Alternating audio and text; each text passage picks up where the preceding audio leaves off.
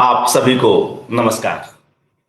मित्रों, चर्चित कथाकार अलका सराबगी जी के जन्मदिन 17 नवंबर के इस अवसर पर जनसुलभ पुस्तकालय की ओर से उन पर एकाग्र का आयोजन आज से किया जा रहा है। 27 नवंबर से कुछ कारणों से जानबूझकर यह एकाग्र विलंब से शुरू हो रहा है।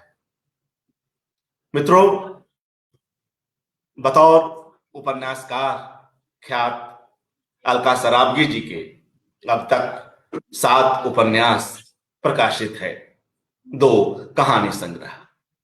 हाल ही में उनके द्वारा अनुदित कहानियों का भी एक संग्रह, विभिन्न भारतीय भाषाओं के मूर्धन्य स्त्री रचनाकारों की कहानियों का एक संग्रह 13 हलफनामे के नाम से भी प्रकाशित हुआ।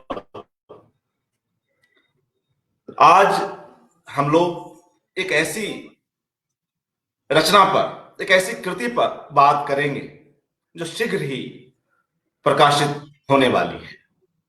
उनका 8वां उपन्यास वाणी प्रकाशन से शीघ्र ही आने वाला है। ऐसे में इस उपन्यास के कुछ अंशों से गुजरना हम सभी के लिए रोचक होगा और जिन कुछ एक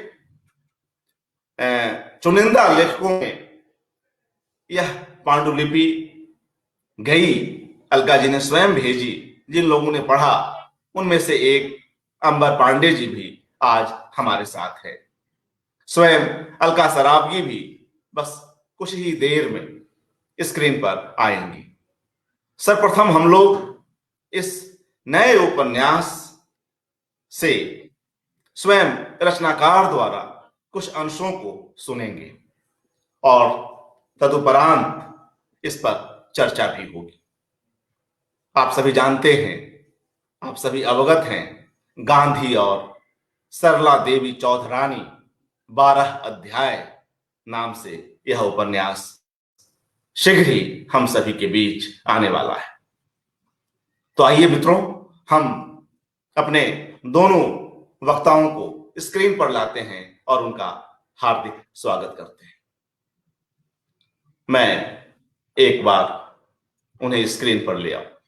जी नमस्कार अलका जी, नमस्कार अंबर पांडे जी, स्वागत। नमस्ते। नमस्ते। सभी लोग उत्सुक हैं कि इस उपन्यास में ऐसी क्या चीजें हैं जिन्हें लेकर अलका जी हम सभी के बीच रखेंगी और समस्त पाठक समुदाय इसे उत्सुकता से भी देख रहा है, क्योंकि यह जिस तरह का एक बेहद महत्वपूर्ण विषय है और इसे हाल ही के जो हमारे जाने माने 2 ऐतिहासिक चरित्र हैं उनको केंद्र में लेकर यह उपन्यास रचा गया है, उनके संबंधों को लेकर, जिनमें सार्वजनिक और निजी जीवन दोनों ही आते हैं। तो मित्रों, हम रचनाकार से इस पर बात करेंगे। अंबर पांडे जी ने इसकी पांडुलिपि पढ़ी है, उनसे भी बात करेंगे, मगर सर्वप्रथम इसके अंशों को स्वयं अलका जी से सुनते चलते हैं और उसके बाद आगे बातचीत होगी। जी अलका जी, स्वागत। नमस्ते और बहुत बहुत धन्यवाद अर्पण कुमार जी इस आयोजन के लिए, और अंबर पांडे को भी बहुत धन्यवाद पांडुलिपि पढ़ने के लिए भी, और बहुत सी बातें जो उनसे मैंने सीखी, बल्कि तो उसके लिए भी जो अभी बातचीत में हमारे आएंगी वो बातें। तो बहुत खुशी है कि काफ़ी लोग जुड़ रहे हैं और ये उपन्यास एक अलग तरह का, प्रयाग जी भी आ गए, अरे वाह। तो ये बहुत ही खुशी की बात है मेरे लिए कि आज ये मौका मुझे मिला है कि एक रचना जो अगले साल शायद वर्ल्ड बुक फेयर में आएगी उसके कुछ अंशों का पाठ मैं करूँगी। गांधी एक ऐसा विषय है जिन पर पिछली शताब्दी में शायद एक ऐसा व्यक्तित्व है जिस पर सबसे अधिक किताबें लिखी गई हैं, यानी कि हज़ारों की संख्या में किताबें गांधी पर लिखी गई हैं। तो फिर भी गांधी के जीवन का कोई एक ऐसा पक्ष जो जिसके बारे में लोग बहुत कम जानते हैं। और ये कुछ बहुत सारे ऐसे संयोग हुए कि मुझे ये लगा कि मेरे दिल के बहुत करीब लगा। खासकर ये सरला देवी चौधरानी का जो चरित्र है, उसको लेकर मेरी बहुत उत्सुकता हुई और बहुत सारे ऐसे संयोग बने कि मैंने इस उपन्यास पर काम करना शुरू किया और ये एक बहुत ही आनंदपूर्ण यात्रा रही। और मैं अब ज़रूर मैं चाहूँगी कि सबसे पहले मैं उपन्यास के अंश का पाठ करूँ, क्योंकि सबसे अच्छा परिचय शायद वही होगा, उसके बाद हमारी बातचीत उस पर चलेगी। और बेशक अच्छा अंबर, तुम पहले ये बता सकते हो कि माने हमारा अंबर से हमारे और अंबर के बीच में भी गांधी ही एक सेतु बने। हाँ, तो ये मैं पहले बताना चाहूँगी रीडिंग शुरू करने के पहले। तो अंबर की एक कहानी मैंने समालोचन में इस पर पढ़ी, वेब पत्रिका पर, कास्ट आयरन की इमारत। और वो पढ़ करके मैं बहुत ही चकित हुई कि गांधी के पात्र, गांधी इसमें जिस तरह से आते हैं, वो बहुत ही एक सहज एक मनुष्य के रूप में गांधी चले आते हैं, जो आमतौर पर हम उस तरह के गांधी से बहुत कम परिचित होते हैं। और उसके बाद जो गांधी की भाषा थी खासकर उसमें, वो बिल्कुल मतलब ऐसे लग रही थी जैसे कि वो खुद गांधी ही लिख रहे हों या बोल रहे हों। तो मैं बहुत ही प्रभावित हुई, और चूंकि मैं खुद तब तक इस उपन्यास पर काम शुरू कर चुकी थी, तो मैंने अंबर को ईमेल भेजा और फिर फ़ोन नंबर आया और फिर हमने बात की। आज तक मैं मिली नहीं हूँ अंबर से। तो अंबर तुम कुछ बोलो, उसके बाद में फिर मैं कहानी पाठ शुरू करती हूँ। नहीं आप सभी को नमस्कार और अलका जी को जन्मदिन की बहुत बहुत बधाइयाँ।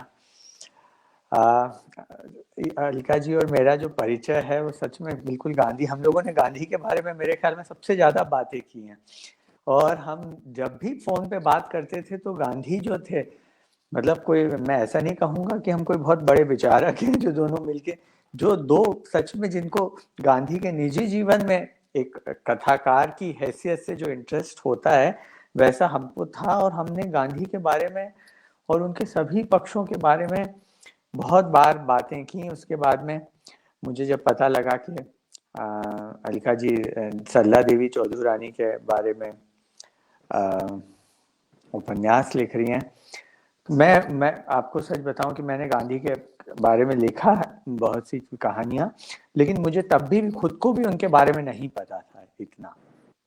मेरा परिचय सरला देवी एक टेक्स्ट बुक्स में या कहीं पे भी एक नाम के तौर पे आती हैं, लेकिन बाद में जब मुझे पता लगा कि गांधी ने उनको अपनी स्पिरिचुअल वाइफ, आध्यात्मिक पत्नी कहा था, तब मुझे लगा कि यहाँ पे तो बहुत ही कुछ एक उन गांधी और सरला देवी का बहुत ही गंभीर संबंध था।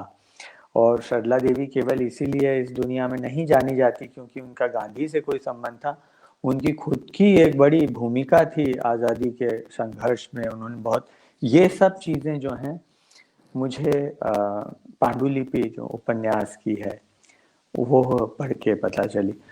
मैंने अलका जी का सारी किताबें इसके पहले पढ़ी हुई थी, जिसके बारे में हम बाद में चर्चा भी करेंगे, लेकिन ये जो किताब है जो सरला देवी चौधरानी पे है, मुझे लगता है कि ऐसी कोई किताब अभी तक भारतीय साहित्य में नहीं होगी।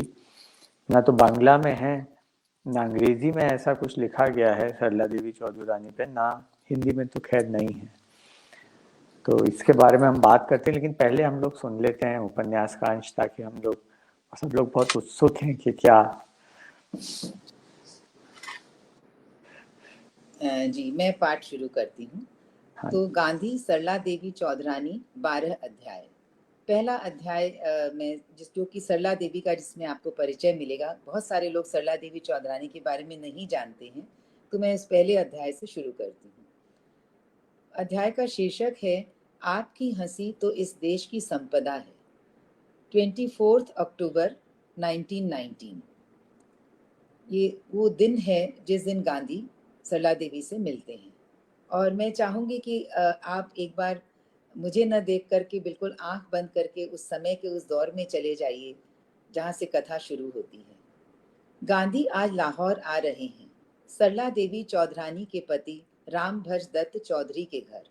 एक गुजराती वकील जिसे पिछले 5 सालों से लोग महात्मा गांधी के नाम से जानते हैं, एक अग्निधर्मा देशभक्त पंजाबी वकील रामभज दत्त चौधरी के घर मेहमान बनकर आएगा, जिसकी बीवी बंगाली है।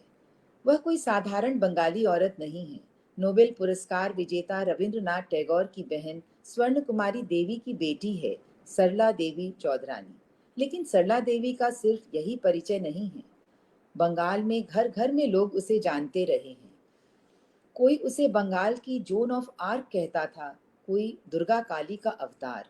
अंग्रेजों ने बंगाली बाबू या क्लर्क की दब्बू स्त्रीनुमा नाजुक आदमी की जो छवि सबके दिमाग में बना दी थी, उसे बदलने के लिए सरला देवी ने कलकत्ता के मोहल्ले मोहल्ले में युवकों को व्यायाम, कुश्ती, तलवारबाजी और लठबाजी सिखाने के क्लब खुलवा दिए थे। गांधी ने 19 साल पहले सरला देवी को 20वीं शताब्दी के पहले साल में इंडियन नेशनल कांग्रेस के कलकत्ता अधिवेशन में स्टेज से अपना खुद का लिखा गीत नमो हिंदुस्तान गाते सुना और देखा था।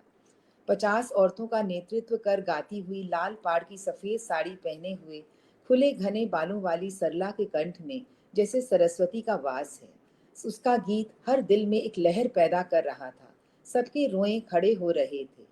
नमो हिंदुस्तान गाओ सकल कंठ सकल भाषा में, नमो हिंदुस्तान अतीत गौरव वाहिनी मम वाणी, गाओ आज हिंदुस्तान हर हर हर जय हिंदुस्तान।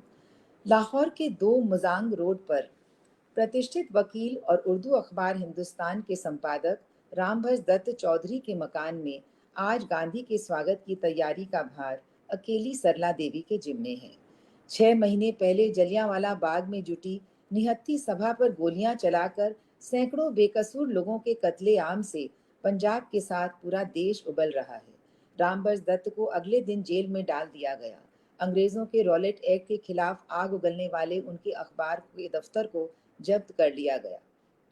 4 साल पहले हरिद्वार के कुंभ के मेले में रामभज दत्त ने गांधी से मुलाकात होने पर उन्हें पंजाब आने का निमंत्रण दिया था। 24 अक्टूबर 1919 का दिन लाहौर के लिए गांधी का दिन है। रॉलेट एक्ट के खिलाफ सत्याग्रह का आह्वान करने वाले गांधी का स्टेशन पर स्वागत करने के लिए इतनी भीड़ थी कि गांधी और उन्हें लेने आए पंडित मदन मोहन मालवीय को प्लेटफॉर्म से गाड़ी तक पहुंचने में 40 मिनट लग गए। अपने घर गांधी का स्वागत करने सिल्क की साड़ी और मोती की माला गले में पहने सरला देवी स्वयं दरवाजे पर अपने 12 साल के पुत्र दीपक के साथ मौजूद थी। अब वे 47 साल की हैं। गांधी ने उनके 19 साल पहले गाए नमो हिंदुस्तान की अब तक बनी स्मृति का जिक्र किया तो सरला देवी की हंसी मोतियों के बिखरने की ध्वनि सी चारों तरफ फैल गई। गांधी ताज्जुब से भरे देखते और सुनते रह गए। इसके पहले गांधी ने किसी भारतीय औरत को ऐसी निर्झर जैसी स्वच्छंद हंसी हंसते नहीं देखा था। वे कह उठे, आपकी हंसी तो हिंदुस्तान की संपदा है, आप ऐसे ही हंसती रहें। सरला देवी की नजरें झुक गईं। कभी किसी ने उन्हें ऐसा नहीं कहा, बल्कि बचपन से शादी होने तक कितनी बार सरला देवी को ऐसे हंसने के लिए या तो टोका गया या निगाहों से रोका गया। गांधी एक सरल शिशु की तरह बताते हैं कि आज उनका पेट रेल में सुबह अच्छी तरह साफ हुआ। सरला देवी कुछ असुविधा महसूस करती हैं। गांधी के बकरी के दूध पीने और सिर्फ फल के आधार पर आहार पर जीने के बारे में उन्हें मालूम है। 37 साल की उम्र में यानी अभी से 13 साल पहले लिए ब्रह्मचर्य के बारे में भी सुना है। गांधी उनकी तरफ देख रहे हैं, क्या इसलिए कि वे भी अपना पेट साफ होने या न होने की खबर दें? यह सोचकर बेसाख्ता सरला देवी के कंठ से हंसी फूट पड़ी। गांधी से मिलने दिन भर लोग आते हैं। मोतीलाल नेहरू से गांधी पहली बार लाहौर में मिले हैं। सरला देवी लगातार साथ रहती हैं। सिर्फ गांधी के खाने पीने और आराम का ही ख्याल नहीं रखती, हर बातचीत में शामिल रहती हैं। गांधी कुछ हैरत से देखते हैं कि सरला देवी को देश दुनिया की तमाम बातों की विशद जानकारी है। हिंदुस्तान में इतनी यात्राएं कर चुकी शायद ही कोई स्त्री हो। 14 साल पहले वे रामभज दत्त चौधरी से शादी कर पंजाब आ गई थीं।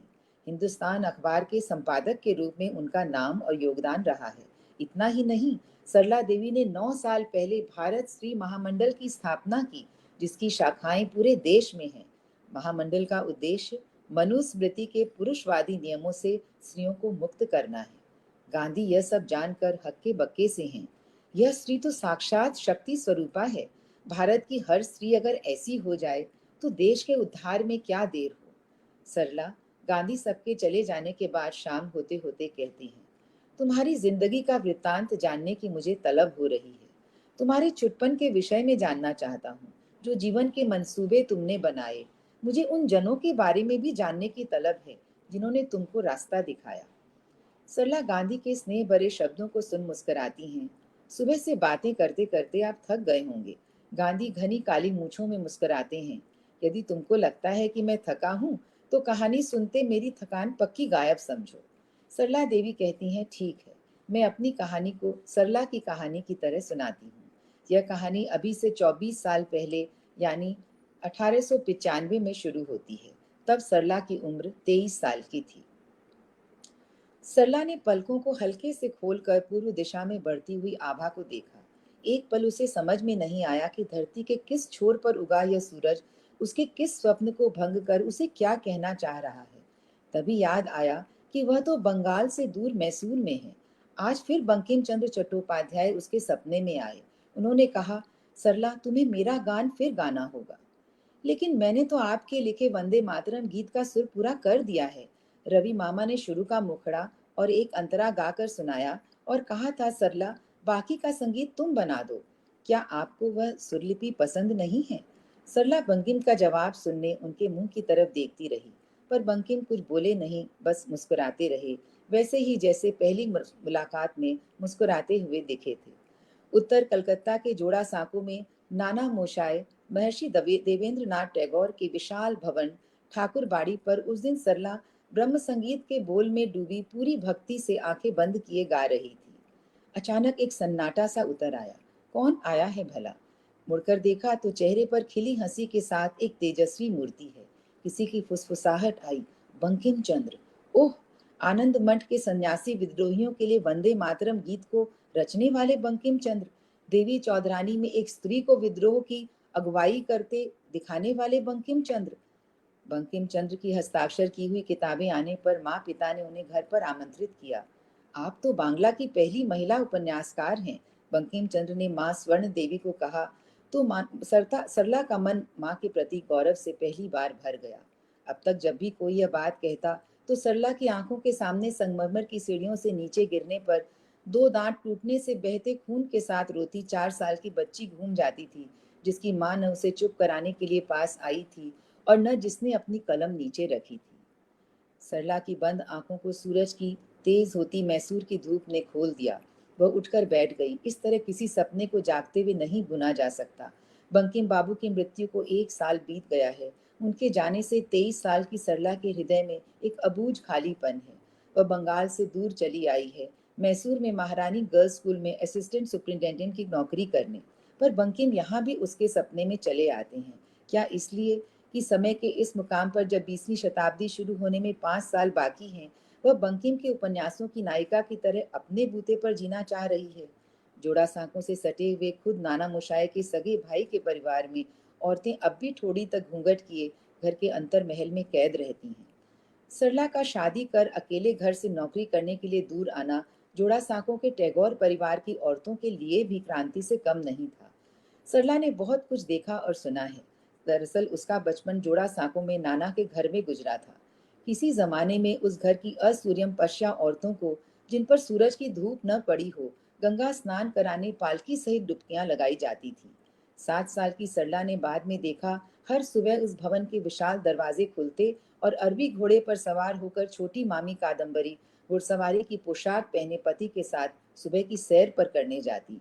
मंझली मामी ज्ञानदा नंदिनी ने तो इंडियन सिविल सर्विस में काम करने वाले पति के साथ गवर्नर हाउस की पार्टी में शामिल होकर समाज में तूफान खड़ा कर दिया था। ज्ञानदा मामी ने ही बंगाली औरतों को ब्लाउज, समीज, जैकेट और पेटीकोट के साथ बॉम्बे स्टाइल में बाएं कंधे पर ब्रूच लगाकर साड़ी पहनना सिखाया, ताकि वे रीढ़ सीधी कर कर कहीं जा तो सकें। सरला का बेथुन कॉलेज से बीए पास कर कलकत्ता विश्वविद्यालय से पद्मावती गोल्ड मेडल लेने में टैगोर परिवार की बड़ी लड़की होना, पहली लड़की होना कोई बड़ी बात नहीं थी। वह घर की पुरानी परंपरा को बस कुछ आगे ले गई थी।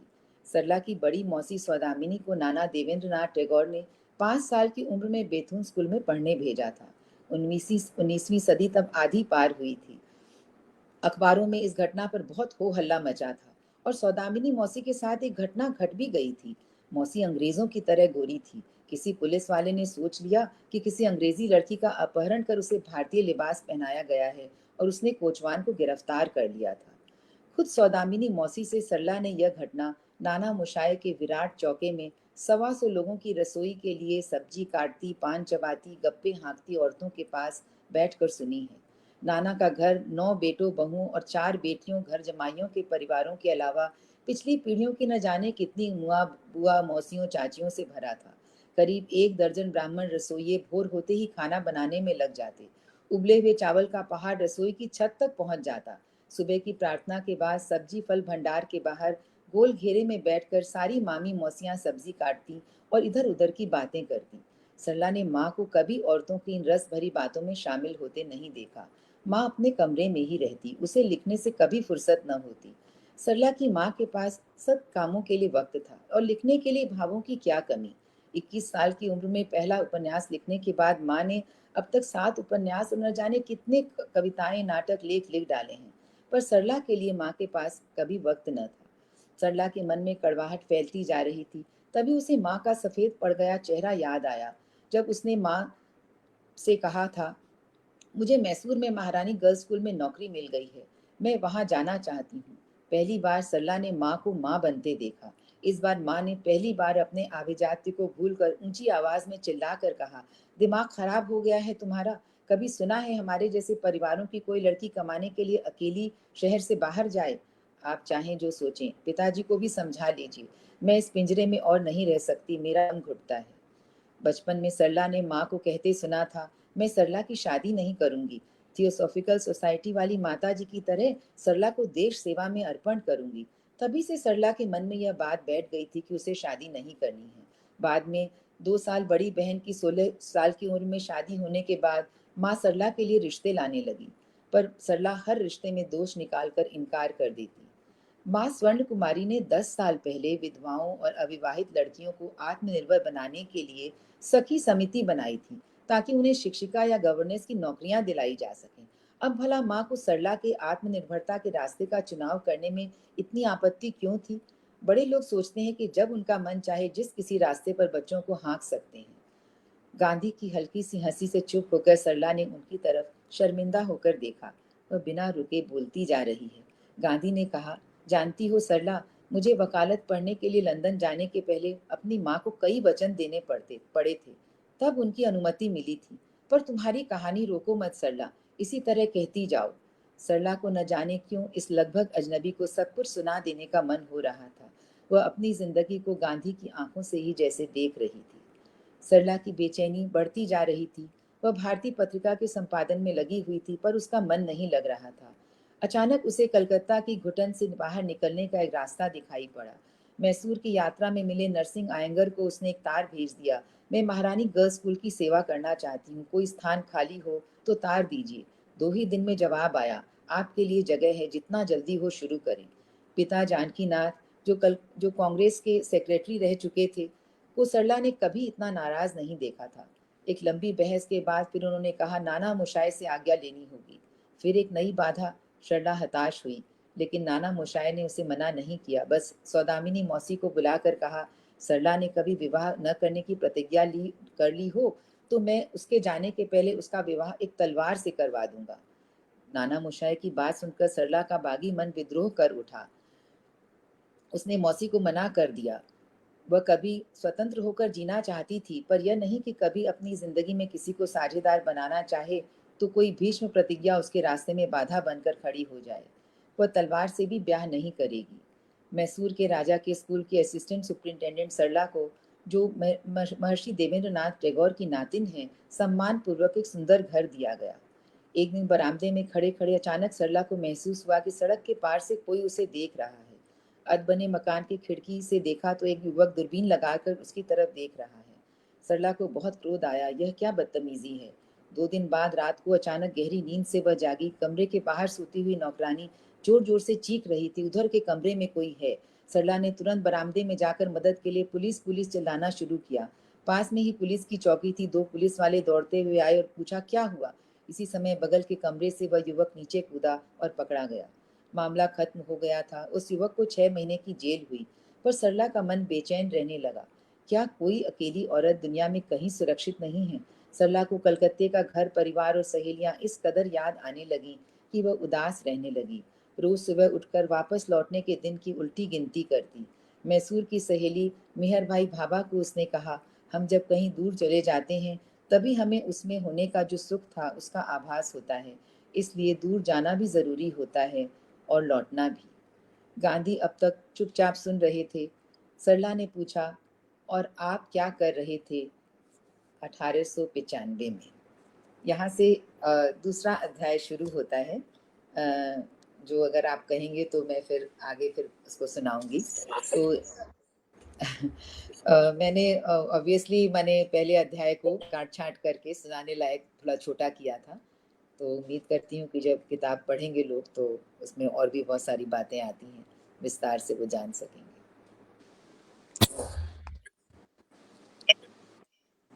जिस तरह से हम सभी जानते हैं कि अलका सराबगी जी की कथा दुनिया विभिन्न ऐतिहासिक और बड़ी घटनाओं के साथ करवटें बदलती है, यहाँ इस नवीन उपन्यास में भी उसकी पूरी झांकी मिलती है। काल और पीढ़ियों के सोपान यहाँ भी वैसे ही स्पंदित होते हुए महसूस होते हैं। अभी हमने इस शीघ्र प्रकाश उपन्यास का एक पहला अध्याय और उसमें से भी कुछ अंशों को सुना। जिस तरह से सरला देवी चौधरी का व्यक्तित्व यहाँ क्रमशः खुलता चला जाता है और उस व्यक्तित्व को भी खोलने वाला, उसमें रुचि लेने वाला जो राष्ट्रपिता है, महात्मा है, कैसे क्रमशः एक बड़े ही प्रभावी रूप में यह कथा आगे बढ़ती है। चूंकि इसकी पांडुलिपि से अंबर पांडे जी गुजरे हैं, स्वयं महात्मा गांधी पर केंद्रित उनकी रचनाओं को हम लोग पढ़ते आए हैं, तो वे इस पर क्या राय रखते हैं उनसे सुनते हैं और उसके बाद अलका जी चाहेंगी तो कुछ एक और अंशों का भी पाठ वे करेंगी। अंबर जी, स्वागत। शुक्रिया अर्पण जी। मैंने ये जब पांडुलिपि सबसे पहले पढ़ी थी तो एक तो मुझे मैंने अलका जी के पहले भी किताबें पढ़ी हैं, लेकिन जो सबसे अच्छी बात मुझे उनकी लगती है, जो मैंने उनसे बहुत सीखा है, कि जो लेखक के शब्द तो हमें सब मिलते हैं, बने हुए वो शब्दकोश में हैं, तो जो लेखक जहाँ से शुरू करता है वो है उसका वाक्य बनाने का ढंग। और मुझे अलका जी के वाक्य जो हैं वो बहुत सुगठित और ऐसे वाक्य लगते हैं जैसे मुझे नहीं लगता कि हिंदी में मुश्किल से आप एक हाथ पे गिन लें वो उतने लेखक होंगे जो इतने अच्छे वाक्य बना, जो सबसे भाषा की सबसे छोटी इकाई है। और उसके बाद में देखिए घटनाएं तो हम भी जानते हैं कि गांधी की जो घटना है या सरला देवी की है, ये तो इतिहास में दर्ज है, लेकिन जो कॉन्शियसनेस, जो चेतना जो इसको ग्रहण करती है सरला देवी की, वो उसका निर्माण करना, उसको बनाना, ये एक उपन्यासकार का काम होता है। वरना तो इतिहास तो लिखा जा चुका है, तो वो जो इस किताब में उन्होंने बनाया है, जो हम सरला देवी की तरफ से और बाद में गांधी की तरफ से भी बीच बीच में चीजें देखते हैं, जो invocation of time and space, समय और जगह को जो आवाहन किया जाता है किसी उपन्यासकार के द्वारा, वो बहुत अच्छा है। और इसमें एक और बात जो मुझे बहुत अच्छी लगती है वो ये है कि जब आप पुराने समय के बारे में लिखते हैं तो दो तरीके हैं। एक तो आप ऐसे लिखें कि आप उस समय से बाहर हैं और सबको बता रहे हैं कि ऐसा ऐसा हुआ था, लेकिन अलका जी के उपन्यास में ऐसा नहीं है, क्योंकि दोनों ही किरदारों की तरफ से हम बातें देखते हैं, तो हमें वही वो उस समय में जाके और फिर आपको उस समय का आदमी सरला देवी जैसे दुनिया को देखती थी, गांधी जैसे दुनिया को देखते थे, वैसे हम इनके उपन्यास में चीजों को देखते हैं।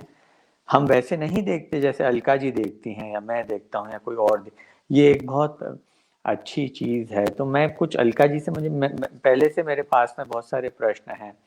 जैसे कि जब मैंने पांडुलिपि पढ़ी तो उनके इसमें एक प्रसंग है जिसमें अभी उन्होंने पढ़ा भी था कि गांधी काली मूंछों से उनकी मूछें काली होती हैं, जबकि उनकी उम्र होती है 50 साल।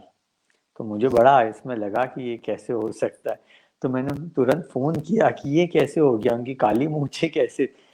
तो उन्होंने मुझे फ़ोटो भेजा एक कि आप देखोगे गांधी की 50 साल की उम्र में मूछें काली थी।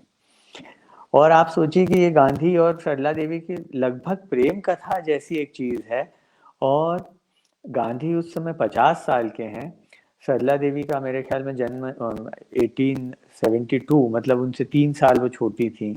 तो तो ये है, तो ये अपने आप में एक बहुत अद्भुत चीज है कि वो लोग कितने जीवंत और नैतिक रूप से ईमानदार होंगे, जिन्हें तो सब इसको बिल्कुल लिखा भी हुआ है। तो मैं एक सवाल मेरे मन में आता था कि ये चीज लिखने के विचार कहाँ से उनको आया काका को, और एक तो ये कितना इतना कठिन विषय है, क्योंकि इसमें बहुत ही कहीं पे भी आप ऐसा कुछ लिख सकते हैं जो कि आप ना लिखना चाहें, क्योंकि तो ये जो इतना उन्होंने साधा है, इतना संयमित नैरेटिव है, आख्यान है, जो कहीं भी किसी भी विवाद में नहीं पड़ता या ऐसी कोई चीज में नहीं गिरता जहाँ पे बहुत खतरे हैं, और वो कभी अपने तत्व को डाइल्यूट भी नहीं करता। तो आप मुझे ये जी शुक्रिया अंबर, बहुत अच्छा प्रश्न है। और मैं ये बात बताना भी चाहती थी कि इस उपन्यास को पहली बात तो लिखने की बात कहाँ से मन में आई, क्योंकि गांधी और सरला देवी दोनों बहुत, गांधी तो सभी जानते हैं और गांधी पर हजारों किताबें हैं, तो गांधी के चरित्र पर गांधी को एक पात्र बनाकर अगर आप लिखते हैं, और सरला देवी चौधरानी भी अपने आप में एक बहुत एक फर्स्ट फेमिनिस्ट जिसको आप कह सकते हैं, भारतीय जो आज़ादी का संघर्ष हुआ उसमें फर्स्ट फेमिनिस्ट चेतना वाली जो नेत्री हुई हैं, तो इन दोनों को इनके जीवन पर उपन्यास लिखना, और आमतौर पर ये मेरी एक मित्रता हुई, मेरी एक सहेली है, उनकी एक अमेरिकन फ्रेंड है जो कि हिस्ट्री पढ़ाती हैं न्यूयॉर्क में, जेरल्डिन फोर्ब्स, तो उनसे मेरी जान पहचान हुई, और उन्होंने वो 40 साल से इस गांधी के पत्रों का संचयन कर रही थी, और उन्होंने मुझे कहा कि देखो, एज अ हिस्टोरियन तो मैं तो जो तथ्य हैं वही सामने रख सकती हूँ, लेकिन सरला देवी के जीवन में एक उपन्यास है जिस पर मतलब बहुत कम बातचीत होती है, और जब भी कभी होती है तो आमतौर पर अगर तुम देखोगे कभी, अगर इंटरनेट में अगर सर्च करोगे तो एक तरह का एक सेंसेशनलिज्म पैदा किया जाता है, यानी कि वो सुंदरी जिसने गांधी को मोहित कर लिया था, या गांधी की आध्यात्मिक पत्नी एक बंगाली सुंदरी जिस पर गांधी फिदा हो गए थे, यानी इस तरह की भाषा में और इस तरह की उसमें, जिसमें सरला देवी का जो अपना व्यक्तित्व था उसको जैसे बिल्कुल नकार दिया जाता है, जबकि सरला देवी एक ऐसी महिला थी जो अपने समय से बहुत आगे की महिला थी। अभी मैंने जो अंश सुनाया, और सुधा अरोड़ा जी अगर हैं तो कहना चाहूँगी कि अभी आगे भी ज़रूर सुनाऊँगी, आप थोड़ा सा इंतज़ार करें। तो ये है कि मतलब कि गांधी जिस तरह से सरला देवी का अपना व्यक्तित्व था, वो 1895 में मैसूर में नौकरी करने के लिए अकेली गई थी, परिवार में सबके विरोध के बावजूद, माता पिता के, नाना के, सबके विरोध के बावजूद वो अकेली गई थी। मेरा ख्याल है कि अलका सरावगी 1995 में भी ये करने की हिम्मत नहीं रखती थी। तो इसलिए मतलब मुझे ये लगता है कि मतलब कि वो एक जो उनकी जो चेतना थी, और वो चेतना जोड़ा साको का जो एक बंगाल का नवजागरण का जो आंदोलन था उसमें चल रही थी, और सब उसमें वो बनी थी वो चेतना।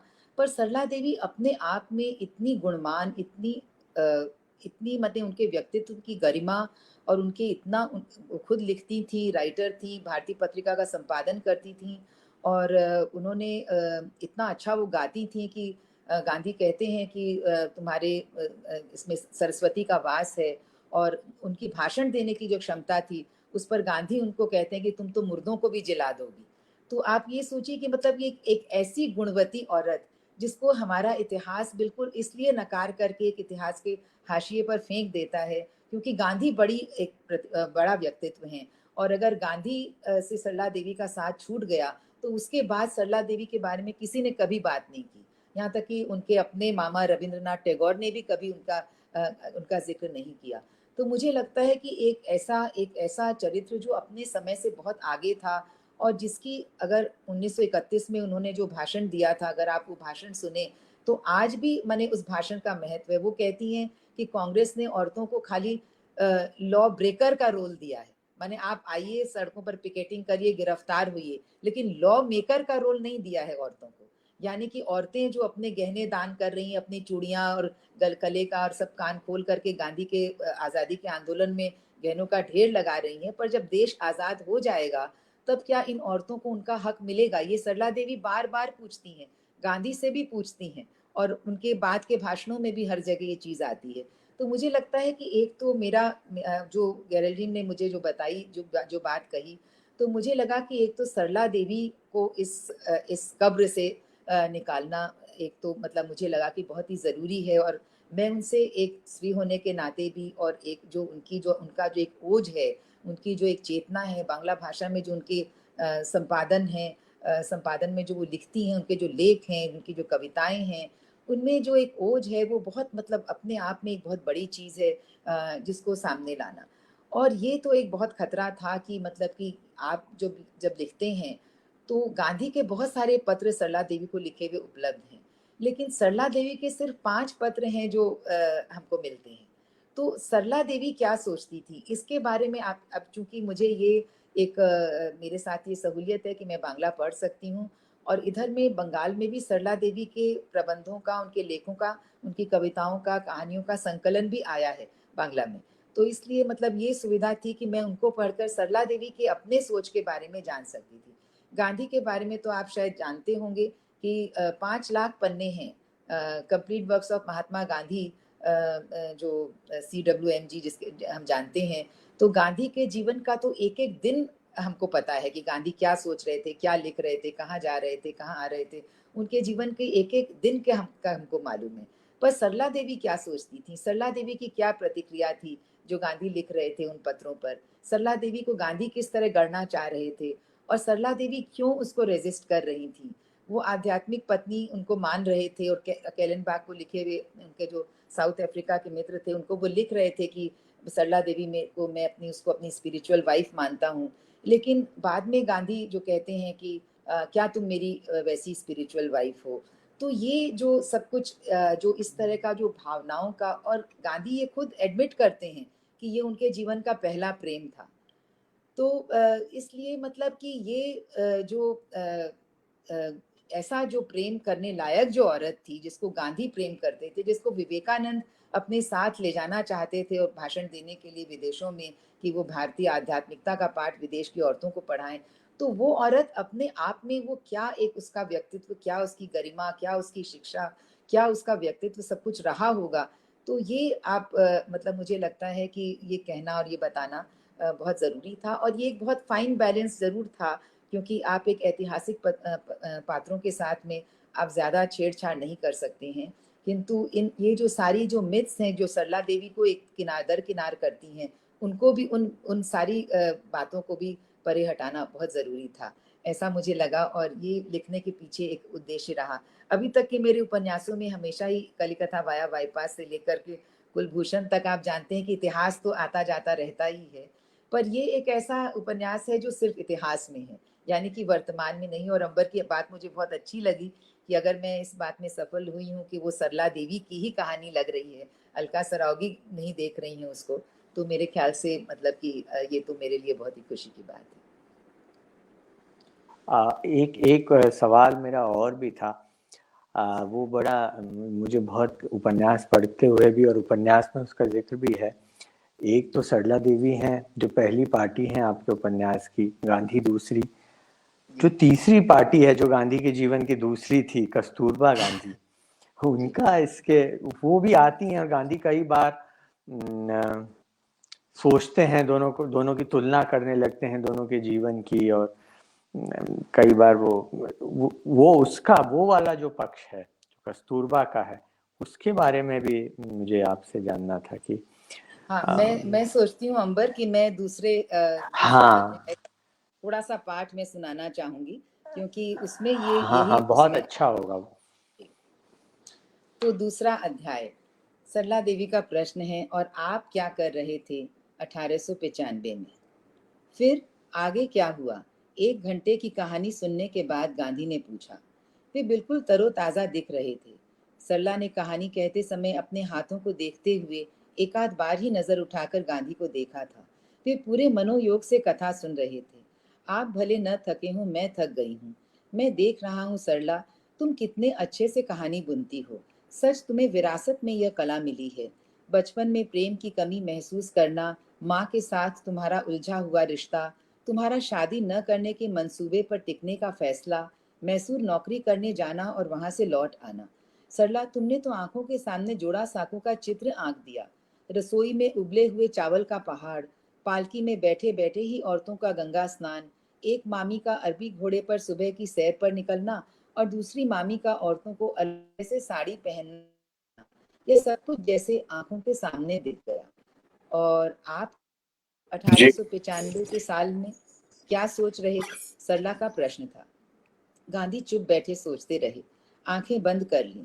कुछ देर उनके बोलने का इंतजार कर सरला देवी धीरे से उठकर चली गईं।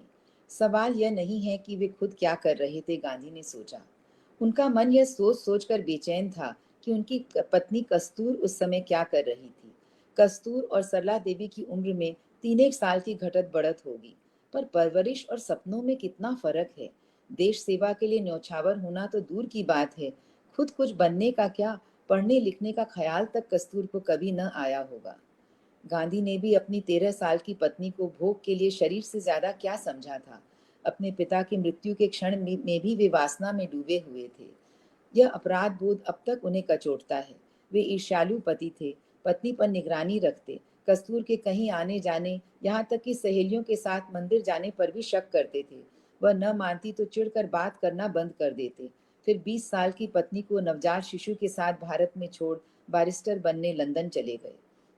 जिस साल सरला देवी अपनी मर्जी से मैसूर में नौकरी करने गई थी, कस्तूर 2 बच्चों की मां बन चुकी थी। गांधी उसे फिर अकेला छोड़ पिछले 2 साल से साउथ अफ्रीका में थे। न उन्हें कस्तूर की कोई खबर थी, न कस्तूर को उनकी। कस्तूर न पढ़ सकती थी, न लिख सकती थी। अपने मन की उसे बताने या उसके मन की कुछ जानने का कोई रास्ता नहीं था। कोई काठियावाड़ से आता या साउथ अफ्रीका से स्वदेश जाता तो बस खोज खबर मिल जाती थी। गांधी अपने भाई को पत्र लिखकर जरूरी सूचना भेज देते। इन 2 सालों में गांधी के साथ कितना कुछ घट चुका था। साउथ अफ्रीका पहुंचने के 1 सप्ताह के बाद ही वे सामान सहित फर्स्ट क्लास के डब्बे से धक्का देकर प्लेटफॉर्म पर फेंके गए थे। घोड़ा गाड़ी की रेलिंग से चिपके कोचवान की मार खाते रहे थे, क्योंकि उन्होंने अपनी टिकट दिखाकर अंदर अंग्रेजों के साथ बैठने की जिद की थी।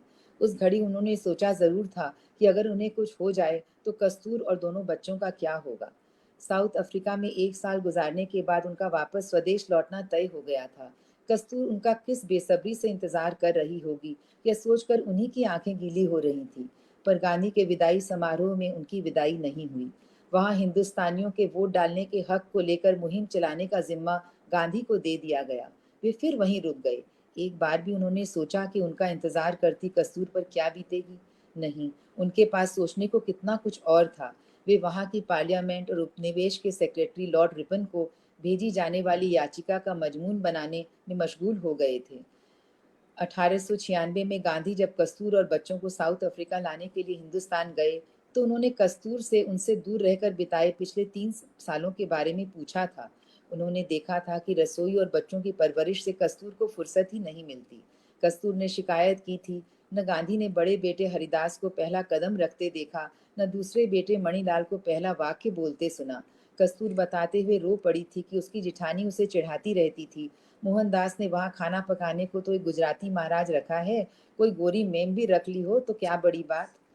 गांधी ने जब कस्तूर को बताया था कि कैसे उन्हें धक्का देकर स्टेशन पर फेंक दिया गया और कैसे वह रात भूखे प्यासे ठंड से ठिठुरते एक अनजान स्टेशन पर उन्होंने बताई थी, तो कस्तूर सुबकियां लेने लगी थी। इसके पहले कि कस्तूर कहती कि उसे वहां नहीं जाना, गांधी ने उसे दिलासा देते बताया था कि उनकी वकालत जो बंबई और राजकोट में बिल्कुल नहीं चली थी, डरबन में चल निकली है। गांधी कस्तूर को धीरे धीरे साउथ अफ्रीका के भारतीय समाज के हक की लड़ाई के अपने काम के बारे में बताकर उसे तैयार करने की कोशिश करने लगे थे। गांधी ने बताया कि कोर्ट में मजिस्ट्रेट के उनकी पगड़ी उतारने के आदेश को ठुकरा कर वे कोर्ट से निकल आए थे। यह जानकर कस्तूर खुश हुई थी कि अगले दिन अखबारों में यह घटना उनकी तस्वीर के साथ पहले पन्ने पर छपी थी। पर साथ ही उसने कहा था, जल में रहना हो तो मगरमच्छ से बैर क्यों करें। गांधी उसकी बात सुनकर हंस पड़े थे। फिर उन्होंने बताया कि उन्होंने कोर्ट में पगड़ी उतारकर प्रैक्टिस करने की शर्त मान ली है ताकि वे वहां बैरिस्टर बन सकें। सरला देवी के लिए बेशक अपने परिवार की मर्जी के खिलाफ अविवाहित रहना कठिन होगा, पर कस्तूर के लिए राजकोट के सुरक्षित जाने पहचाने परिवेश से निकलकर साउथ अफ्रीका में बसना उससे भी कहीं ज्यादा कठिन था। कस्तूर को जो जीवन जीना था उसके लिए उसे किसी ने तैयार नहीं किया था। वह निरक्षर थी और उसका वकील पति हर समय कागजों में डूबा रहता था। गांधी को याद आया कि जब वे 3 साल बाद हिंदुस्तान लौटकर कस्तूर से मिले तो रात दिन भारतीय लोगों की दुर्दशा पर 40 पन्ने की ग्रीन पैम्फलेट लिखने में लगे रहे। जब घर पर थे तो कस्तूर उन्हें बैठी बैठी प्रेम भरी निगाहों से ताकती रहती, जैसे कि उनके लिखे पन्नों को बिना पढ़े ही समझ लेगी। गांधी ने तब कस्तूर को अपने लिखे हुए से कुछ कुछ बताना शुरू किया था। कोई हिंदुस्तानी चाहे जितनी जमात पढ़ा हो, वहां रात को बाहर नहीं निकल सकता। अंग्रेजों के संडास में हम नहीं जा सकते, ट्राम में नहीं बैठ सकते, फुटपाथ पर उनके संग नहीं चल सकते, पहले दर्जे की टिकट लेकर भी उसमें यात्रा नहीं कर सकते। किसी होटल में हमें रात भर रुकना पड़े तो हमसे मार पिटाई होना अनूठी घटना नहीं है, लेकिन हम इस नफरत को प्यार से जीतना चाहते हैं। कस्तूर की आंखें पहले भय से और फिर आश्चर्य से फैल गई थीं। प्यार से कैसे? उनको क्या हमारे प्यार की गरज है? गांधी मुस्कुराते हुए बोले थे, तुम्हें समझने में थोड़ा वक्त लगेगा।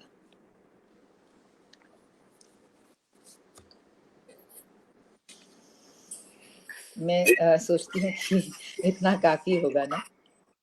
हाँ हाँ? नहीं काफी तो खैर क्योंकि एक हिस्सा और है जो मैं मतलब बताना चाहूंगी या थोड़ा सा उसमें से भी पढ़ना चाहूंगी, एक तीसरा हिस्सा भी।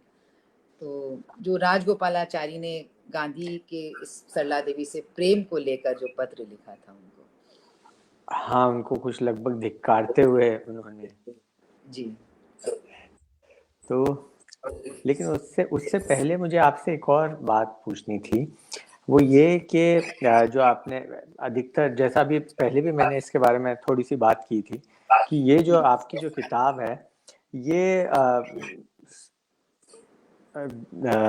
जब सरला देवी 47 और गांधी 50 साल के हैं उस समय का ही किताब नहीं है, बल्कि उस सरला देवी जो उस समय है 50 साल की, मतलब 23 के आसपास, तो 1923 में एक औरत कैसे दुनिया को देखती है सरला देवी जैसी, ये उसका उपन्यास है। कोई भी दूसरा उपन्यासकार होता तो वो ये करता कि बताने लगता कि 1923 में, एक बार शायद हमारी इसके बारे में बात भी हुई थी जब आपने मुझसे लाहौर के बारे में आपने बात की थी कि लाहौर को तो मैंने वैसा उसका वर्णन किया ही नहीं जैसा कि दूसरे, क्योंकि आप सरला देवी के साथ में इतना एकात्म हो गया था कि जो वो देखती थी वो आपने वो चीजें ली। तो ये कैसे संभव हुआ? क्योंकि साधारणतः हमारी प्रवृत्ति होती है कि हम बताने लगे और वो समय बनाने लगे, लेकिन वो बनाने की जरूरत ही नहीं पड़ती। अगर आप सरला देवी के साथ में ही हो जाओ तो आपको वही दुनिया दिखाई देती है जो सरला देवी को दिखाई देती थी, वही समय दिखाई देता है, वही गांधी जो हैं वो 50 साल के ही गांधी दिखाई देते हैं, जो हम लोगों के मन में जो उनकी छवि है वो नहीं दिख। तो ये कैसे आपने ये वाला कैसे, ये जो ये वो प्रविधि है या ये जो चीज है ये अपने आप हुई या ये कैसे आपने नहीं, इसके बारे में? यहाँ मैं ये तो नहीं कहूंगी कि ऐसा कुछ सोच समझ के ऐसा होता है, पर शायद मतलब एक स्त्री होने के कारण जो सरला देवी की जो स्थिति थी, यानी कि गांधी उनको ब्रह्मचर्य की शिक्षा दे रहे थे। गांधी हर व्यक्ति को ब्रह्मचारिणी बनने कहते थे, हर औरत को और हर पुरुष को ब्रह्मचर्य की शिक्षा देते थे। तो एक विवाहित स्त्री जो अपने जीवन को एक तरह से जी रही थी, जो समाज के और देश के कार्यों में पहले से लगी हुई थी, यानी सरला देवी का गांधी से मिलने के पहले भी ऐसा ही जीवन था कि हर समय उनको अपने कागज पत्रों को जलाते रहना पड़ता था और हर समय गिरफ्तारी की तलवार उनके सर पर, उनके पति के सर पर लटकती रहती थी। वो आर्य समाज के सभाओं में भाषण देने जाती थी, गाती थी, उनकी बहुत मांग थी। उन्होंने वहाँ भी एक अखाड़ा खोला था पंजाबी युवकों के लिए भी शिक्षा ट्रेनिंग के लिए, और बहुत सारे कामों में उनको कैसरे हिंद उनको उनको अवार्ड भी दिया गया था जो पहले फर्स्ट वर्ल्ड वॉर के समय, तो यानी कि वो बहुत सारे कामों में इन्वॉल्व थी। तो ऐसी सरला देवी जब अपने गांधी के रास्ते पर चल पड़ी और पति की उनसे उस तरह से सहमति नहीं थी, तो सरला देवी का अपना जीवन भी बहुत अस्त व्यस्त हुआ। और बाद में उन्होंने इनफैक्ट वो गांधी को भी बार बार लिखती थी कि मेरा मन होता है कि मैं सब कुछ छोड़ छाड़ कर हिमालय पर चली जाऊं, ऐसा भी वो कहती थी, गांधी को भी लिखती थी। और गांधी ने इसके लिए उनको काफ़ी मतलब डांटा भी, और कि इस तरह से वो क्यों सोचती हैं। तो आप ये देखिए कि मतलब कि ये जो एक स्त्री होने के नाते जो एक स्त्री की एक जो इस तरह का जो सरला देवी एक जहाँ जिस मुकाम पर वो खड़ी थी, वहाँ से उनके जीवन में जो बहुत सारे परिवर्तन आए, और उन परिवर्तनों के साथ में उनकी जैसी एक दबंग औरत, उनकी जैसी एक हिम्मत वाली औरत भी कितनी बार अपने को टूटा हुआ महसूस करती थी, कितनी बार वो परेशान होती थी, और कितनी बार उसको समझ में नहीं आता था कि वो क्या करे और क्या न करे। गांधी के भी बहुत सारे सरमन्स रहते थे, पति के बहुत सारी बातें थी, तो इन सब के साथ में, परिवार के साथ में, तो मुझे लगता है कि मतलब कि ये जो एक सरला देवी के मन की जो यात्रा है, जो उनकी कश्मकश रही होगी, तो मुझे लगता है कि ये मतलब एक स्त्री होने के नाते और एक परिवार का एक हिस्सा होने के नाते मुझे लगता है कि बहुत सी स्त्रियां उस उलझन को और उस कश्मकश को अपने अपने अपनी आर्टरीज में, अपनी वेन्स में फील कर सकती हैं, अगर मतलब उस तरह से मतलब मैं देखती हूँ। तो इसीलिए मुझे ऐसा लगा कि मैं सरला देवी की जो अपनी मानसिक यात्रा थी, जिसके बारे में बहुत सारा कोई डॉक्यूमेंटेशन हमको नहीं मिलता है, क्योंकि गांधी की जो पुत्र वधू थी लक्ष्मी गांधी, जो देवदास गांधी की पत्नी थी, तो उन्होंने सरला देवी के सारे पत्रों को जला दिया था। तो इसलिए सरला देवी क्या सोचती थी, क्या लिखती थी, इसके बारे में हमको बहुत कुछ कम मालूम है। लेकिन सरला देवी के का जो अपना लिखा हुआ, उससे भी उनके उनके अंदर का, उनके मन का, और बहुत सारी अलग अलग जगहों पर, जैसे जोड़ा साँको का जो टैगोर परिवार था, उसमें भी और औरतों ने भी अपनी आत्मकथाएं लिखी हैं। तो उन आत्मकथाओं में भी इनका जिक्र आता है कि एक बंगाली औरत एक पंजाबी से शादी करती है, तो जो कल्चरल जो गैप होते हैं, तो वो किस तरह से वो उन कल्चरल गैप्स को वो किस तरह से वो माने उनको वो कैसे वो ट्रांसवर्स करती है, ये, और किस तरह की परेश, तो इस तरह से माने बहुत सारी, माने बिखरी हुई बहुत सारी जो सरला देवी हैं, उन सबको, उन सारी सरला देवियों को जगह जगह से माने एक इकट्ठा करके ये महसूस कर पाना कि सरला देवी की अपनी यात्रा एक गांधी जैसे एक पात्र के साथ में, गांधी को लोग अवतार की तरह ट्रीट कर रहे थे।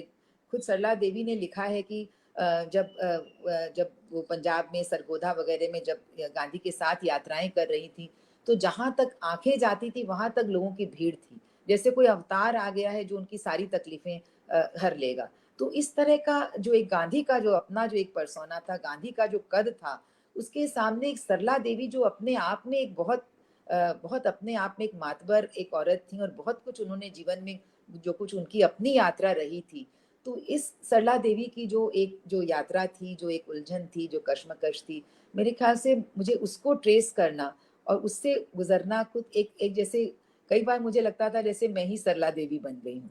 तो ऐसा ऐसा मतलब एक अनुभव जो होता है इस तरह का, मतलब, और कई बार मतलब मुझे लगता था कि उसकी मैंने सरला देवी की परेशानियों को मैं अपने अंदर में उस तरह से परेशान होकर के ही मतलब मैंने कई बार उसकी उसकी अनुभूति की। तो मेरा ख्याल है कि शायद इसी यही कारण रहा होगा कि बाद में मैंने इनफैक्ट बाद में लाहौर के बारे में पढ़ा, और ये समझ में आया कि लाहौर के बारे में भी जानना चाहिए, क्योंकि आफ्टर ऑल वो लाहौर में थी। तो लाहौर जैसी एक शहर से एक जो व्यक्ति का संबंध होता है, तो उस संबंध को भी समझना चाहिए। और क्योंकि पति के साथ उनके बहुत अच्छे प्रेमपूर्ण रिश्ते थे, और पंजाब के लिए भी उन्होंने बहुत सारा काम किया था पति के साथ साथ, तो मुझे ये लगा कि उसको भी जानना चाहिए। और फिर साबरमती में जब वो आई, और उनकी साबरमती की जो उनकी अपने बेटे को उन्होंने गांधी को सौंप दिया, अपने इकलौते बेटे को दीपक को उन्होंने गांधी साबरमती आश्रम में पढ़ने भेज दिया। उसमें भी उनकी सास की असहमति थी, पति की असहमति थी, लेकिन उन्होंने गांधी के पास अपने बेटे को भेज दिया। और इसलिए मतलब जो उनकी जो बहुत सारी जो उनके जीवन में जो उथल पुथल और जो तूफान थे, वो सब से गुजरना एक मतलब मेरे लिए एक वो हिस्ट्री से ज्यादा वो एक वर्तमान से गुजरना, जैसे बिल्कुल ऐसा अनुभूति के साथ मैंने उसको लिखा।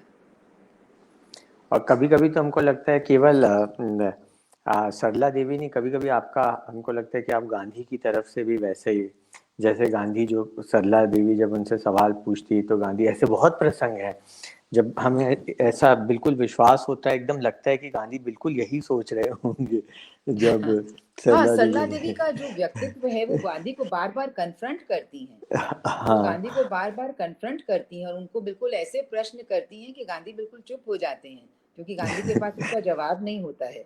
तो वो तो एक मतलब एक स्वाभाविक है कि एक ऐसी औरत जो इतना सोच सकती है, जो जिसने इतना गहन अध्ययन किया है एक पूरी राजनीति का, पूरे विश्व की राजनीति का, पूरा उनको जिस तरह के उनका उनका एक उनकी तैयारी थी बिल्कुल, मतलब एक उस तरह की, तो उसके साथ तो वो गांधी को बहुत बार कन्फ्रंट करती हैं। बाद में उन्होंने महादेव देसाई को लिखा भी है, जिसके अनुवाद के लिए मैंने अंबर पांडे को भी पूछा था कि अरे इसका हिंदी में क्या अनुवाद करें, कि there was a method in my impatience, कि मतलब कि ये जो अंग्रेजी है सरला देवी की, उन्होंने महादेव देसाई को लिखा कि गांधी उनसे नाराज हो गए और लेकिन मुझे गांधी की आध्यात्मिकता का, उनकी अलौकिकता का भान था, किंतु मैं मतलब फिर भी मतलब मैं उनसे प्रश्न बार बार करती थी और मैं बार बार ये जानना चाहती थी कि तो मेरा जो इम्पेशंस था, there was a method in my impatience. और मैं आप सबको ये भी जरूर अभी बताना चाहूंगी कि अंबर पांडे के पास में जो भाषा है गांधी की, वैसी भाषा तो लिखने की सामर्थ्य अलका सरावगी की बिल्कुल नहीं है, क्योंकि अब ये पता नहीं अंबर पांडे के पास कैसे। मैंने गांधी को बहुत सुना, गांधी को बोलते हुए सुना, उनकी जितनी वीडियो रिकॉर्डिंग्स है सबको सुना, मुझे लगा कि शायद मैं गांधी की भाषा को उस तरह से इम्बाइब कर सकूं, लेकिन उपन्यास में भी 2-3 जगह आपको बिल्कुल लगेगा कि वो इनकी भाषा है, गांधी की भाषा है बिल्कुल, तो वो आप समझ लीजिएगा कि वो अंबर पांडे की भाषा है। और मुझे सुधीर चंद्र को मैंने इस बारे में बात की, उन्होंने गांधी पर बहुत काम किया है और सुधीर चंद्रा की किताब भी है, तो उन्होंने मुझे कहा कि अरे तुम उसको अपना गणेश क्यों नहीं बना लेती हो। मैंने कहा नहीं, वो तो संभव नहीं है, लिखना तो मुझे ही होगा। लेकिन कई बार मैंने अंबर से गांधी की भाषा को लेकर कुछ कुछ सलाह की कि क्या ये शब्द, जास्ती शब्द चलेगा, वास्ते शब्द चलेगा, रास्ता चलेगा, तलब चलेगा। माने गांधी की जो भाषा है उसमें से हम वो शब्द हम कहाँ से लाएं, क्योंकि अंबर की कहानी पढ़कर मुझे लगा था कि अंबर के पास जो गांधी की भाषा है, शायद गुजराती से भी परिचित होने के कारण, तो वो भाषा मैं बना नहीं पाती हूँ बहुत चेष्टा करके भी, तो कई बार अंबर से मैंने उसमें मदद ली, उसको भी मैं जरूर एक्नॉलेज करना चाहती हूँ।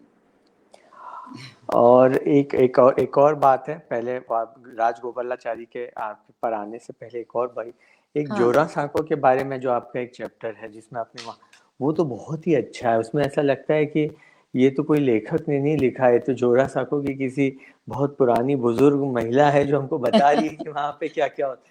वो बहुत, वो शायद वो नहीं पढ़ा आपने वो यहाँ पे, और वो तो उसके लिए तो किताब ही खरीदनी पड़ती। उसका थोड़ा सा एक भाग आपने पढ़ा था, लेकिन पूरा नहीं। हाँ, मैंने उसको कंडेंस कर दिया अंबर, उतना हाँ संभव नहीं है, क्योंकि मैं चाहती थी कि मतलब कि और बातें भी की जा सकें, क्योंकि पूरा उपन्यास को समेटना तो संभव नहीं है।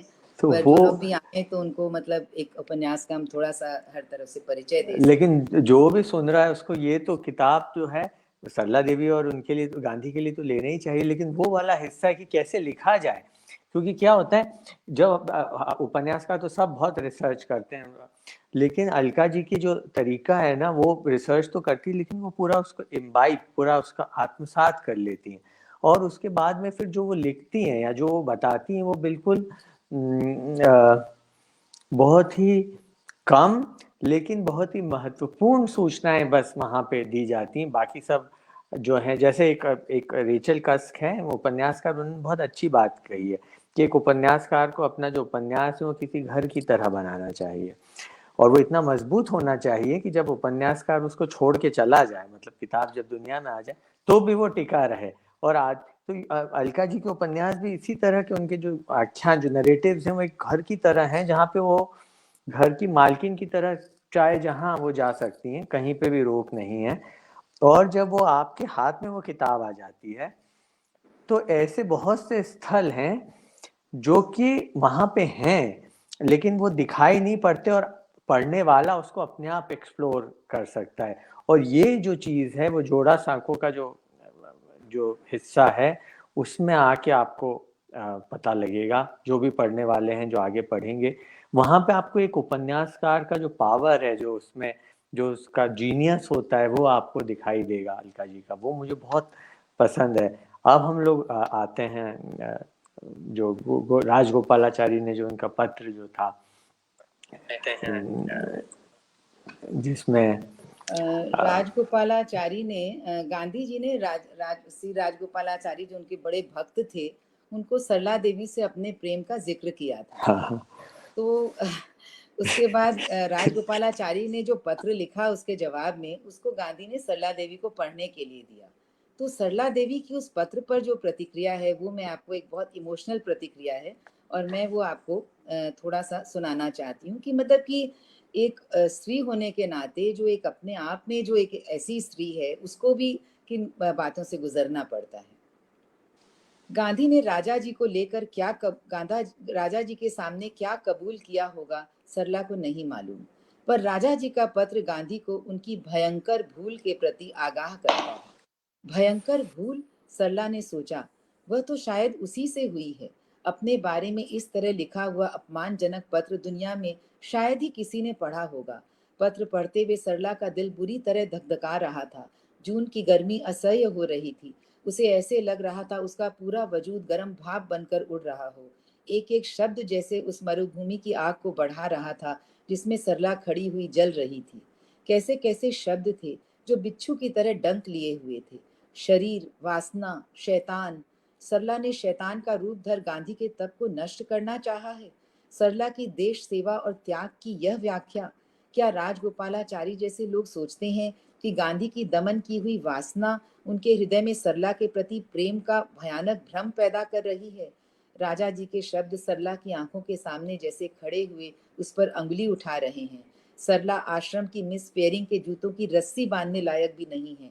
सूर्योदय के सूरज सी श्रीमती गांधी के सामने किरासन के तेल की ढिबरी के समान है। महादेव देसाई जिसे सरला की सुंदरता और महानता समझने की भूल कर रहे हैं, वह कोबरा सांप के सिर की सुंदरता है। गांधी ने न सिर्फ खुद को बल्कि संपूर्ण साधुता को, पवित्रता को, वैराग्य को, हिंदुस्तान की सारी आशाओं को अकथनीय लज्जा और नष्ट होने के कगार पर खड़ा कर दिया है। सरला ने जब से पत्र पढ़ा है तब से वह सकते में है। यह तो द्रौपदी के चीर हरण की तरह उसकी अस्मिता को, उसके वजूद को तार तार करना है। क्या उसकी अपनी जीवन यात्रा का, देश हित की उसकी साधना का कोई मूल्य नहीं है? सरला के माध्यम से गांधी हिंदुस्तान की औरतों को देश की आज़ादी की लड़ाई में हिस्सा लेने का आह्वान करना चाहते हैं। क्या इसमें भी कोई शक कर सकता है? क्या एक ब्रह्मचारी किसी स्त्री के गुणों से प्रेम नहीं कर सकता? सरला ने तिलमिलाकर सोचा, यह सिर्फ सरला के देश के प्रति निष्ठा का ही सवाल नहीं है। यह माई डियरेस्ट मास्टर लिखने वाले भक्त राजगोपालाचारी की अपनी आराध्य के प्रति विश्वास की कमी है। गांधी और सरला को लेकर पुराणों में वर्णित किसी अप्सरा के, किसी मुनि का व्रत भंग करने जैसी कथा गढ़ी जा रही है। 47 साल की उम्र में, जब वानप्रस्थ में सिर्फ 3 साल बचे हैं, उसे कैसी औरत की भूमिका में देखा जा रहा है? सरला जानती है कि प्रेम की अलौकिक अनुभूति गांधी के मन में जागने का वह एक माध्यम भर है। गांधी ने उस अनुभूति का साझा किया, पर ऐसे व्यक्ति से जो उसे उसका पतन समझता है।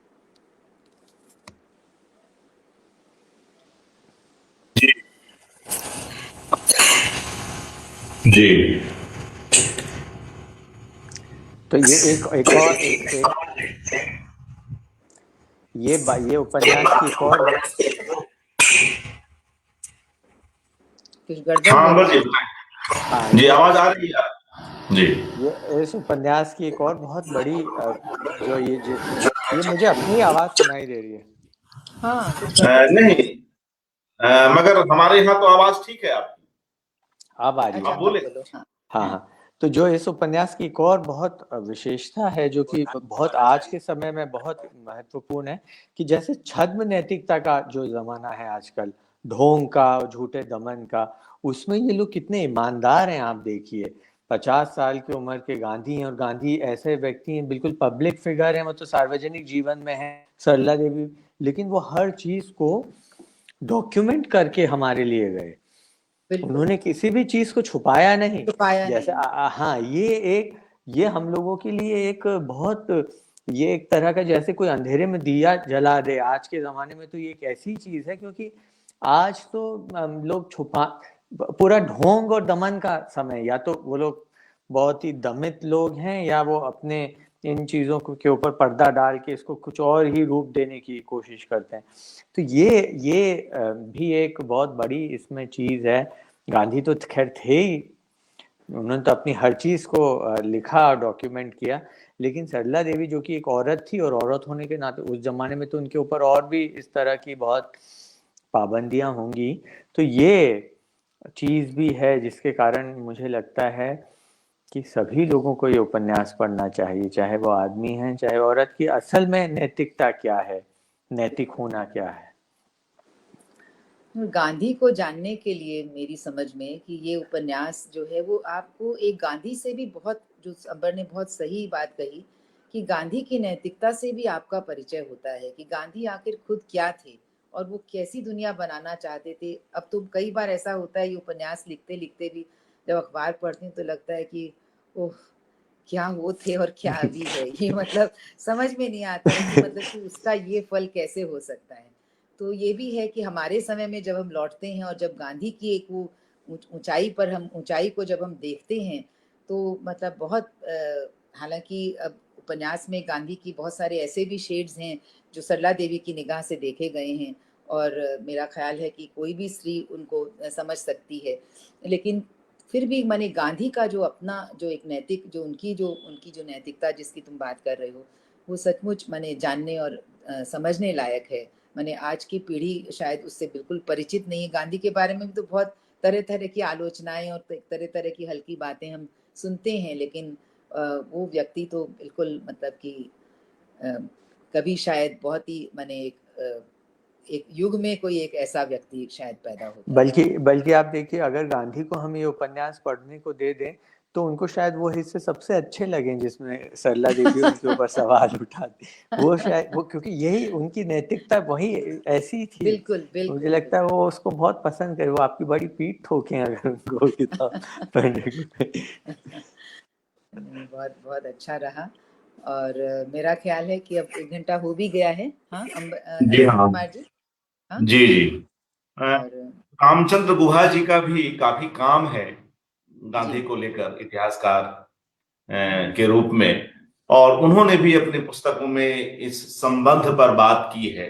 हाँ इस बिल्कुल, पुस्तक 2 को 3 लिखते हुए पन्ने। भी आपकी उनसे चर्चा हुई है, हाँ तो हाँ उसको लेकर बिल्कुल भी कुछ उनको। कहें। जी जी, रामचंद्र गुहा को पता है कि मैं सरला देवी पर उपन्यास लिख रही हूँ, और कुछ बातें मैंने उनको बताई कि देखिए आपने जो लिखा है उसमें आपको एक बात, मुझे एक नई बात पता चली जो मैंने अभी और कहीं नहीं पढ़ी, कि गांधी जब पहली बार कांग्रेस के दफ्तर में जाते हैं 1901 में, तो वो देखते हैं कि जो कांग्रेस के जो सेक्रेटरी हैं वो अपना खुद कोई काम नहीं करते हैं। बेरा आता है, उनके शर्ट का बटन लगाता है, उनके लिए खाना लगाता है, उनके जूते पहनाता है। तो गांधी ने कहा कि अरे मुझे ये सब काम आपका करने दीजिए। तो जब वो सरला देवी को ये बात बताते हैं तो सरला देवी को वो ये नहीं बताते हैं कि वो जो कांग्रेस के सेक्रेटरी थे वो और कोई नहीं, सरला देवी के पिता जानकीनाथ घोषाल थे। तो मैंने रामचंद्र गुहा को पूछा कि आपको ये बात पता थी, तो उन्होंने कहा कि नहीं। तो उन्होंने कहा कि अरे ये तो सचमुच में बहुत ही इंट्रीगिंग बात है। तो चूंकि मैं पढ़ रही थी और रामचंद्र गुहा से कलकत्ते भी वो आते रहते हैं और ऐसे भी उनसे बातचीत होती है, तो मैंने उनको बताया और वो जानते हैं कि मैं उपन्यास लिख रही हूँ सरला देवी चौधरानी को लेकर।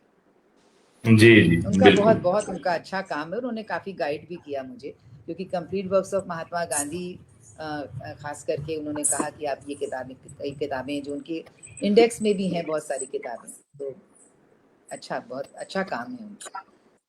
जी, तो मित्रों एक अच्छी चर्चा रही, और तमाम लोग इस कार्यक्रम के साथ जुड़े, और जिस तरह से अलका सराबगी जी अपने कामों को लेकर जितना शोध करती हैं, या जिन विभिन्न ऐतिहासिक संदर्भों को लेकर आती हैं और उसके पीछे तमाम पुस्तकों और जो दूसरे रिकॉर्ड्स हैं उसको खंगालती हैं, उसके बाद जिस तरह से कथा का एक ताना बाना बुना जाता है, उसका भी परिचय हमने आज इस उपन्यास के इन विभिन्न अंशों को सुनते हुए महसूस किया, पाया।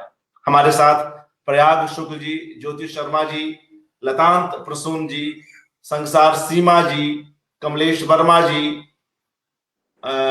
अनूप फतेहपुरिया जी, अशोक चौधरी, रश्मि भारद्वाज, डॉक्टर ललन कुमार, सुधा अरोड़ा जी, मौनमी ज्ञान जी, मयंक सरावगी और तमाम लोग जुड़े रहे, मधु मेहता जी, संजीव बख्शी जी, कुछ और नाम ले लूं, अमित मिश्र जी, बाल कीर्ति, कमलेश वर्मा, हेमलता टोडी,